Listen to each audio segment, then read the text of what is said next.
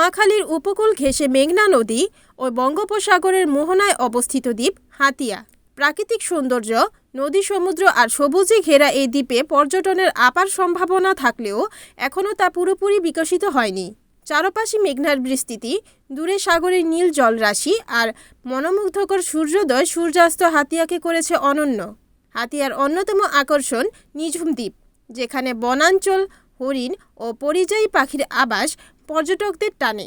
পাশাপাশি কমলার দিঘি, রহমত বাজার, সূর্যমুখী, নিমতলি ও লালচর এলাকাগুলো প্রাকৃতিক দৃশ্য ও নদীকেন্দ্রিক জীবনের জন্য পরিচিত। নতুন জেগে ওঠা চরাঞ্চলগুলো শীত মৌসুমে পরিণত হয় পরিযায়ী পাখির নিরাপদ আশ্রয়, যা প্রকৃতিপ্রেমীদের জন্য বাড়তি আকর্ষণ। হাতিয়ার লোকজ সংস্কৃতি, জেলেদের জীবনযাত্রা ও নদীকেন্দ্রিক অর্থনীতি পর্যটকদের জন্য ভিন্ন ও বাস্তব অভিজ্ঞতা এনে দিতে পারে। তবে যোগাযোগ ব্যবস্থা, নিরাপদ আবাসন ও পর্যটন অবকাঠামোর প্রভাব এখনও বড় চ্যালেঞ্জ। পরিকল্পিত উদ্যোগ ও টেকসই উন্নয়নের মাধ্যমে হাতিয়া হতে পারে দেশের একটি সম্ভাবনাময় পর্যটন কেন্দ্র।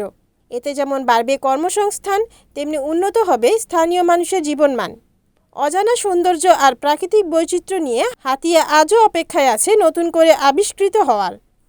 হাতিয়ায় বন দেখতে আসছি, পাশাপাশি হরিণ দেখতে আসছি। অনেক সুন্দর, এই যে মনোরম পরিবেশ, যে কোনো কারো মন ভালো হয়ে যাবে। এত সুন্দর পর্যটন এরিয়া এটা আমরা বুঝি নাই আগে। মানে আমরা ভিডিও দেখছি বা বিভিন্ন জনের পোস্ট দেখছি, কিন্তু এরকমভাবে এত সাজানো গোছানো এটা বুঝি নাই। নিজুমদ্বীপ ঘাট থেকে নিজুমদ্বীপের একদম ভিতর পর্যন্ত যে রোডটা আছে সেটা অ্যাপ্রুভড হয়ে গেছে।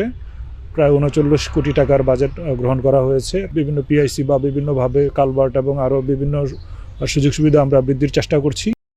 Report Hanifuddin Sakib, NNTV, Noakhali.